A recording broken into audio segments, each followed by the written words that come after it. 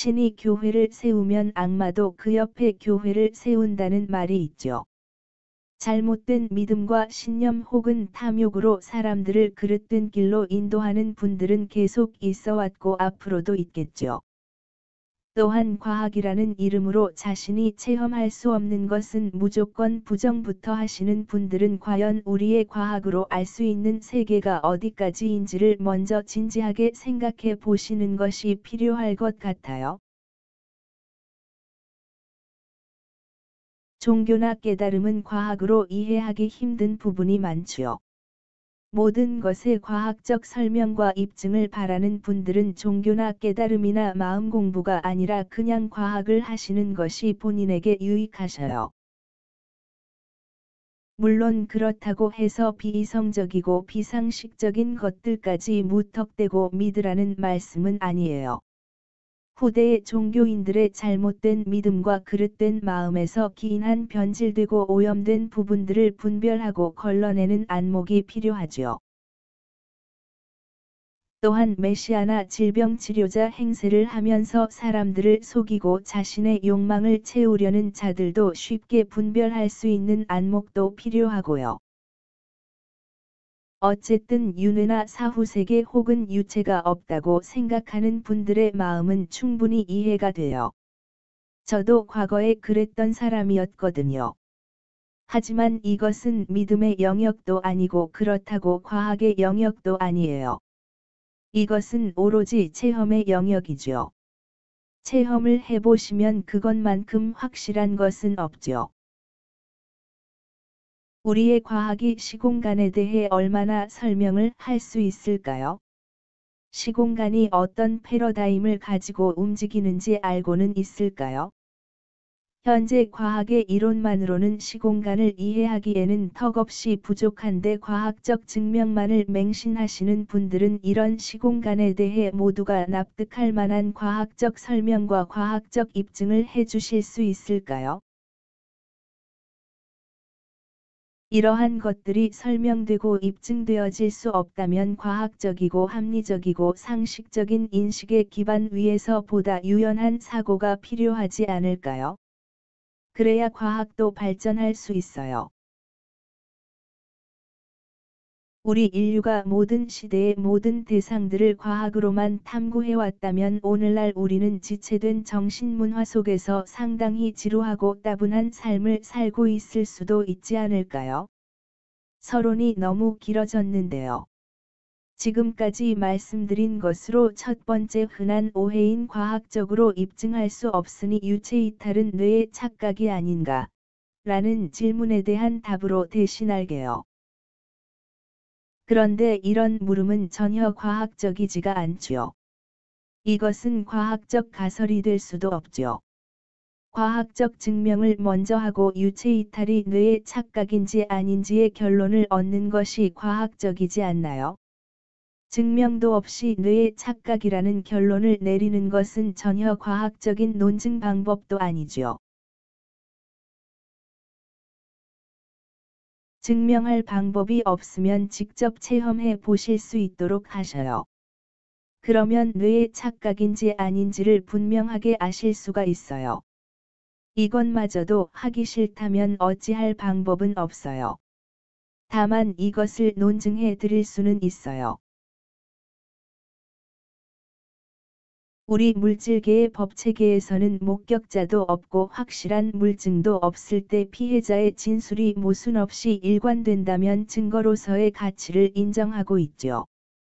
유체 이탈을 하시는 분들이 모두 모순 없이 일관되고 공통된 체험들을 하고 계시죠.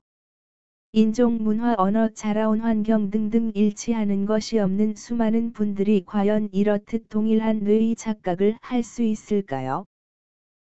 이전 영상에서도 말씀드린 적이 있듯이 유체 이탈도 뇌의 작용임은 분명해요.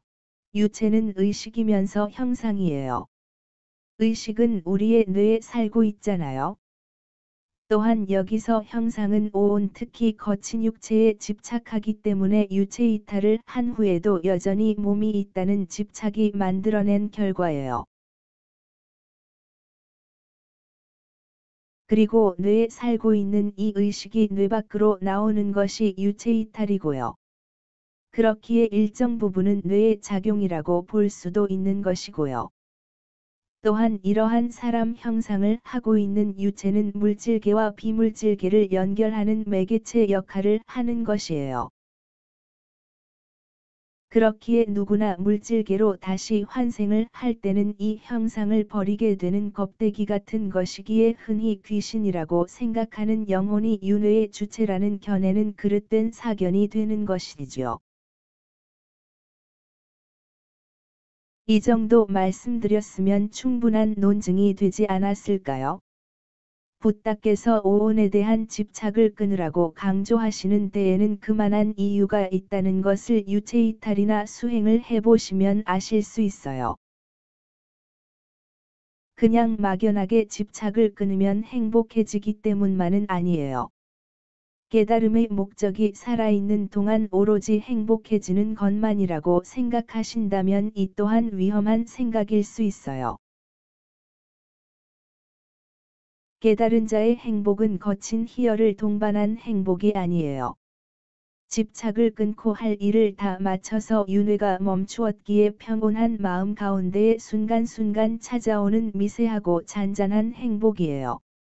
그렇기에 깨달음이 곧 행복이라는 등식은 깨달음을 절반만 이해하고 있는 것이고 또한 윤회가 없다고 생각하기에 깨달음이 오직 살아있는 동안 행복하기만 하면 되는 것이라는 견해는 위험할 수 있는 생각이에요. 왜 위험할 수 있는 생각인지는 다음에 깨달음과 관련한 영상을 올릴 때에 말씀드리도록 할게요. 그러면 이하의 내용은 마찬가지로 질문과 답의 형식으로 이야기를 진행하도록 할게요. 천천히 시청하시고 참고하셔요. 질문 2. 실버 코드가 정말 있을까? 실버 코드는 육체와 유체를 연결하는 선으로 그 길이가 지구를 7바퀴 반인가를 돌 정도라고 하는데 이것이 끊어지면 유체가 육체로 돌아올 수 없다고 알려져 있는데요. 결론부터 말씀드리면 저는 이것을 한 번도 본 적이 없어요. 이것은 추측컨대 영혼과 육체에 관한 서양 분들의 오래된 믿음에서 생겨난 것이 아닌가 싶어요. 우리나라에서는 귀신이라고 하면 항상 하얀 소복에 머리를 길게 풀고 있는 모습을 연상하기 쉬운 것처럼 그런 것이 아닌가 싶은데요. 어쨌든 이것이 있다고 상상하면 보시게 될 수도 있을 텐데 굳이 상상해서 이것이 있다고 믿고 불안해할 필요가 있을까요? 저는 실버 코드는 없다라고 단언해서 말씀드려요. 물론 제가 실버 코드를 본 적이 없으니 그런 것은 없다는 의미가 아니에요. 비물질계에 실제 하는 것들은 상상을 하지 않아도 보이는데 상상을 하지 않은 저에게는 보이지 않는다는 것은 실제 하지 않기 때문에 없다는 의미예요. 유체이탈 후에는 물질계에서든 비물질계에서든 상상이나 추측을 하면 하는 대로 보이게 되어 있어요. 그렇기에 항상 순수하게 있는 그대로를 보려고 하셔야 하는데 만일 상상을 하게 되면 없어도 있는 것처럼 보이기에 이것을 상상하거나 혹은 있지 않을까 하는 막연한 추측만으로도 실버 코드를 보실 수 있기에 주의하셔야 해요. 첫 번째 질문인 과학적으로 증명할 수 없으니 유체이탈은 뇌의 착각이 아닌가에 대해 이야기를 풀어가다 보니 영상이 너무 길어졌어요. 나머지는 다음 시간에 이어서 말씀드릴게요. 그리고 이하에서 말씀드리는 참고는 음성 녹음을 안 했으니까 불편하시더라도 천천히 읽어보셔요. 그리고 김은옥님. 참고 후반부에 김은옥님께 드리는 짤막한 글이 있으니까 꼭 읽어보셔요. 다른 분들도 읽어보시고 참고하셔요. 감사합니다.